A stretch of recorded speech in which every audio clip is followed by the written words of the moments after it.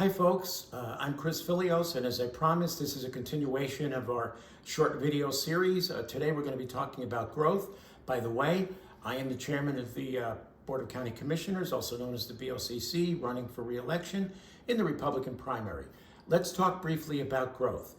We are currently at approximately 180,000 people, destined to go to about 360,000 by the year 2040. So how do we handle this? Well, some folks have suggested that we declare a moratorium. Not a good idea, because in the state of Idaho, to declare a moratorium requires that we demonstrate imminent harm, and there's a 6-month maximum, not likely to happen. Some folks have even suggested limiting building permits, but think of the impact of the housing and related industries. Probably also not a very good idea. But what we can do and what we've been doing is some of the following. For example, we recently reaffirmed the 5-acre minimum on the Rathdrum Prairie to preserve the integrity of the aquifer.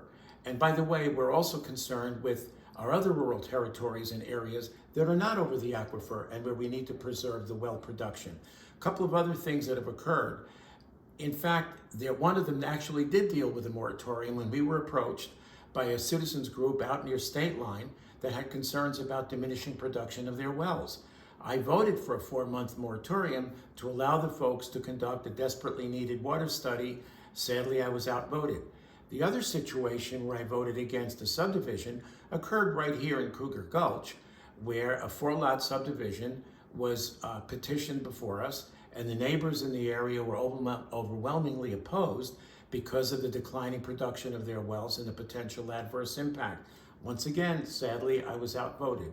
But what we can do is preserve the rural character by taking the actions that we did over the Rathdrum Prairie, and at the same time, the 20-acre minimum that we established on Coeur d'Alene tribal lands.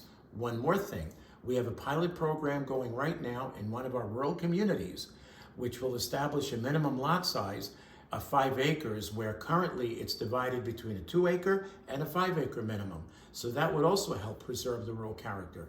And let me remind everyone that 30% of our population live in the rural sections of our county. That's outside the cities. And before I forget, let me also say that as a county, we support the regional growth and housing partnership with the city of Coeur d'Alene. But stay tuned, because our next topic is going to be property taxes. I look forward to your support and your vote on May 17th. Thank you.